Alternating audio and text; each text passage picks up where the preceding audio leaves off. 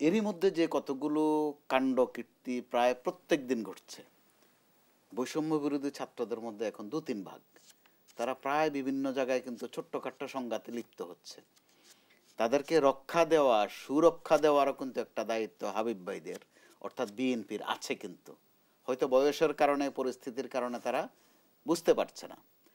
তার উপর আসে না আপনি সরকারের দিক থেকে, সরকারের কোনো কোনো ব্যক্তির মধ্যে কথাবার্তায় আমরা কিন্তু ওবায়দুল কাদেরের ছায়া দেখি, হাসান মাহমুদের ভাব দেখি।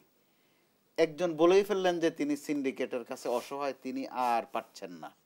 তাহলে ওনার দ্বিতীয় বাক্যটা কি হবে? যেহেতু আর পারছি না, আমি বাড়ি চলে যাই। তা কিন্তু বলেন না। গন্ডগোল কিন্তু পেকে গেছে। সীমান্তে একটার পর একটা অঘটন ঘটছে। হয়তো বড় রকমের সহিংসতা হয় নাই বা অঘটন ঘটে নাই, কিন্তু ঘটছে, এগুলো অ্যালার্মিং। তার উপর পুলিশের কারো কারো বক্তব্য এর মধ্যে কিন্তু ট্রল হচ্ছে। একজন পুলিশ কর্মকর্তা কিন্তু বলেই বলেছেন, এটা চেয়ারের গরমের দোষে হোক আর ওনার তাৎক্ষণিক কোনো কারণে হোক, যে পুলিশ ঠিকভাবে দৌড়াতে পারে না। কেন? যে ওই যে বুটগুলো পরে এগুলোর ওজন বেশি। নতুন এক মন্ত্র নিয়ে আসছেন উনি। এগুলো আমাদের হাসান মাহমুদরা করতেন, এক একদিন এক একটা বলতেন। তো এইসব মিলিয়ে কিন্তু লক্ষণটা খারাপ। তো এইসব আলামত রাজনৈতিক দলগুলো যত সুন্দর করে পারে, অরাজনৈতিক দল পারে না, বিশেষ করে অন্তর্বর্তী সরকার পারে না। তো অন্তর্বর্তী সরকার কিন্তু আসছেই চলে যাওয়ার জন্য, থাকার জন্য আসেনি। এতে করে তার কমিটমেন্ট কিন্তু কম, যদিও আমাদের আশা অনেক। যেমন প্রধান উপদেষ্টা, যে ওনার সারা বিশ্বে যে ওনার নাম যশ খ্যাতি, কোনো সন্দেহ নাই। কিন্তু গত কয়েক মাসে কিন্তু উনি গালমন্দ শোনা শুরু করেছেন, অপমান হতে শুরু করেছেন। উপদেষ্টাদের কয়েকজন এক এক দিনে এমন এমন কথা বলেন, পাঠ্যপুস্তক দিতে পারেননি। আওয়ামী লীগের দোষ বলে খালাস পাওয়ার কোনো সুযোগ নাই। আওয়ামী লীগের নাম ফ্যাসিস্ট, স্বৈরাচার। তো তারা তো পেরেছিল মাসের 1 তারিখে বই দিতে।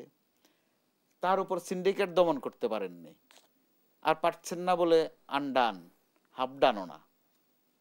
এরকম অবস্থা। এটা প্রমাণিত, নতুন করে প্রমাণিত, যে সামাজিক রাজনৈতিক এসব ফয়সালা করতে গেলে আমাদের রাজনীতিবিদরাই হচ্ছেন উৎকৃষ্ট। তাদের দোষ আছে, ত্রুটি আছে, সমালোচনাও আছে। তো এই ক্ষেত্রে রাজনৈতিক দলগুলোর উদ্বেগ বলেন, উৎকণ্ঠা বলেন, আর নানান অভিযোগ বলেন, এটাই কিন্তু স্বাভাবিক। রাজনৈতিক দলগুলোর প্রসঙ্গ যেহেতু আনলেন মোস্তফা কামাল, একটি শেষ প্রশ্ন আপনার কাছে রাখতেই চাই। সেটি হচ্ছে, আমরা দেখছি যে স্থানীয় সরকার নির্বাচন ইস্যু থেকে শুরু করে বেশ কিছু ইস্যুতে আসলে বিএনপি বিপরীতে সরকার এবং রাজনৈতিক দল এবং ছাত্র নেতারা সমাধান কোন পথে? একটা বিপরীত ভূমিকা। 5 আগস্টে যেই তাদের মধ্যে ঐক্য ছিল, কোনো ঘোষণা দিতে হয় নাই, কোনো প্রক্লামেশন পড়তে হয় নাই, ঘোষণাপত্র পাঠ করতে হয় নাই, একটা ঐক্য কিন্তু হয়ে গেছে। শহীদ মিনারে তারা একটা শপথ নিয়েছিলেন। অনেকে কিন্তু ওইটার সব খবর জানেনও না।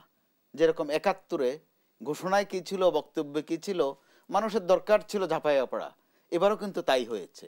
তো ওই ক্ষেত্রে এখন আবার তারা কিন্তু ঘোষণাপত্র নিয়েও তাদের বোধহয় প্রচারপত্র চালাচ্ছে। সারা দেশে নানান জায়গায় তাদের সংঘর্ষ হচ্ছে কারো না কারোর সাথে।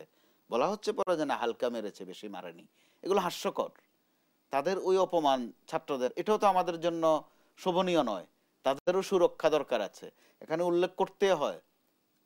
হাবিব ভাই, সেখানে তো প্রশ্ন আসে, গণঅভ্যুত্থানের অংশীজনরা নির্বাচনের ইস্যুতে ঐক্যমত্যে পৌঁছাতে পারবে কিনা?